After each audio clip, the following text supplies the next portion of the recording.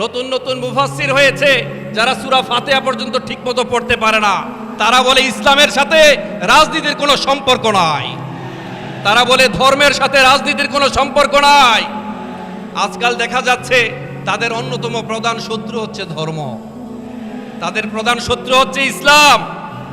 আমি বলবো আমার বন্ধুরা, কোরআনের সাথে রাজনীতি আছে, ইসলামের সাথে রাজনীতির সম্পর্ক আছে, কিন্তু তোমার মনের মধ্যে কোরআন নাই, তোমার অন্তরে কোরআন নাই।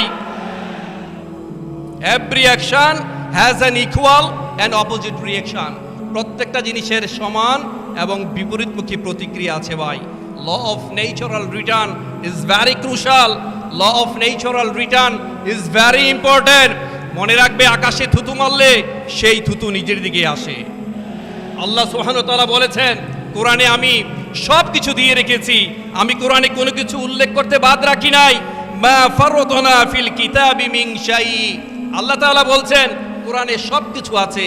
আপনি বলছেন কোরআনের সাথে ধর্মের সাথে রাজনীতির কোনো সম্পর্ক নাই। রাজনীতির সাথে যদি সম্পর্ক না থাকে, আমার নবী মুহাম্মদ সাল্লাল্লাহু আলাইহি সাল্লাম কেন মদিনার প্রেসিডেন্ট হলেন? তিনি কেন জিহাদ করলেন? তিনি কেন হিজরত করতে বাধ্য হলেন? তার বিরুদ্ধে কেন আবু জাহেলরা লেগেছিল? ধর্মের সাথে ইসলামের সাথে রাজনীতির সম্পর্ক আছে, কিন্তু তোমার অন্তরে কোরআন নাই। আসলে ভাই, হক কথা, যে কোনো হক কথা খুবই তেতো, যদিও তা মুক্তোর চেয়ে দামি। আল হাক্কু মুররন ওয়ালাউ কানা দুররন। হক কথা বড়ই তেতা, হক কথায় আমরা সহ্য করতে পারি না। মনে রাখবেন, যারা আমাদেরকে বলা হয় আমরা ধর্ম ব্যবসায়ী, ধর্ম ব্যবসায়ী তোমরা, যারা সিজনাল বছরে কিংবা 5 বছরে একবার তাদের স্বার্থকে চরিতার্থ করার জন্যে যখন মাথায় টুপি পরে, পাঞ্জাবি পরে, হিজাব লাগায়, তারাই হচ্ছে ধর্ম ব্যবসায়ী। ঠিক কিনা বলেন? মনে রাখবেন, কোরআন হাদিস থেকে কথা বললে, নীতি নৈতিকতার কথা বললে, হক কথা বললে, যাদের চোখ বড় বড় হয়ে যায়, চেহারা কালো হয়ে যায়, অন্তর জলে পুড়ে ছারখার হয়ে যায়, তারাই মূলত ধর্ম ব্যবসায়ী। আল্লাহ সুবহানাহু ওয়া তাআলা বলেছেন, ওয়াল্লাযীনা কাফারু ওয়া কাযযাবু বিআয়াতিনা ফাউলাইকা লাহুম আযাবুম মুহিন। আল্লাহ তাআলা বলেছেন, যারা কুফরি করবে, আমার আয়াতকে অস্বীকার করবে, তাদের জন্য রয়েছে অপমানজনক শাস্তি। ঠিক কিনা বলেন? আপনি ঠিক বললেও ঠিক, না বললেও ঠিক, কারণ এটা কোরআনের আয়াত। তাই ভাই, আমাদেরকে উল্টাপাল্টা কথা বলবেন না, আগুন নিয়ে খেলবেন না।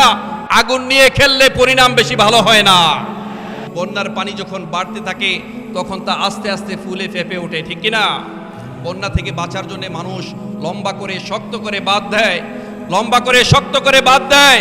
বাঁধ যখন দেওয়া হয়, পানি তখন কোনো দিকে যেতে না পেরে ফুলে ফেঁপে উপরের দিকে উঠতে থাকে। ঠিক কিনা বলেন? একটা সময় সে যখন শক্তি সঞ্চয় করে, শক্তি সঞ্চয় করতে করতে ওই যে বানের পানি আপনি যে বাঁধ দিয়েছেন, এই বাঁধকে একাকার করে সবকিছু তছনছ করে পানি সহ ভেঙে চলে যায়। ঠিক এমনি আপনি যখন আজে বাজে কথা বলবেন, আলেমদেরকে কটাক্ষ করবেন, উল্টাপাল্টা কথা বলবেন, হাজার হাজার কোটি টাকা লাপাত্তা করে দিবেন, জালিমের মতো আচরণ করবেন, ধরাকে সরাগেন করবেন, রক্ত দিয়ে হোলি খেলবেন, দুর্বলের উপর সবল হয়ে অত্যাচার করবেন, ঠিক তেমনি মনে রাখবেন, আল্লাহর পক্ষ থেকে শক্তি বানের পানির মতো যে শক্তি সঞ্চয় করেছে, যে বাঁধ দিয়েছেন, যে বাঁধ ভেঙে একাকার হয়ে গিয়েছে, আপনার জীবদ্দশায় আপনিও একাকার হয়ে তছনছ হয়ে যাবেন।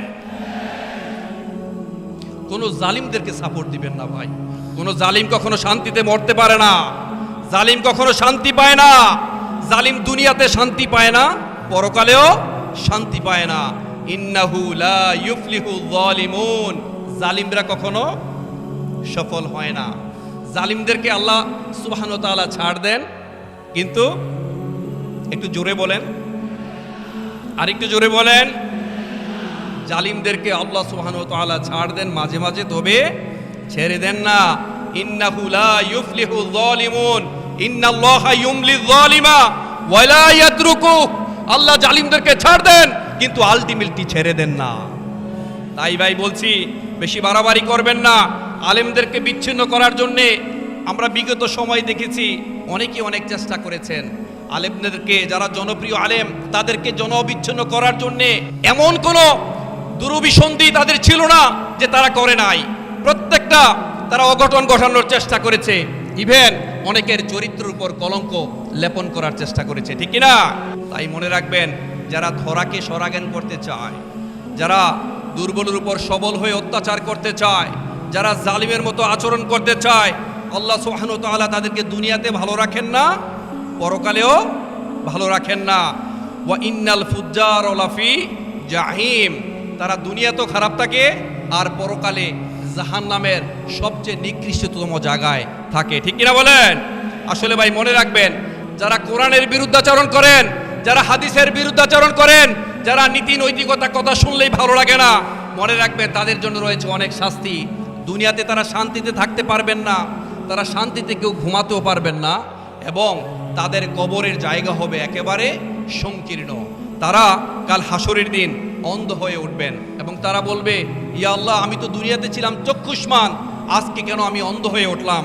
ক্বালা রব্বি লিমা হাশারতানি আ'মা ওয়া ক্বাদ কুনতু বাসীরা, তারা বলবে, হে আল্লাহ, পৃথিবী তো আমি চক্ষুষ্মান ছিলাম, আমি তো দেখতাম, এখন কেন আমি দেখতে পাচ্ছি না? আল্লাহ সুবহানাহু ওয়া তাআলা বলবেন, পৃথিবীতে তুমি অন্ধের মতোই ছিলে। যারা কোরআনের বিরুদ্ধাচরণ করেছে তাদের সাথেই তুমি ছিলে, যারা হক কথার বিরুদ্ধাচরণ করেছে তাদের সাথেই তুমি ছিলে, ঠিক কিনা বলেন? যারা এই সমস্ত তাফসীরুল কোরআন প্রোগ্রামকে বন্ধ করতে চেয়েছিল তাদের সাথেই তুমি ছিলে।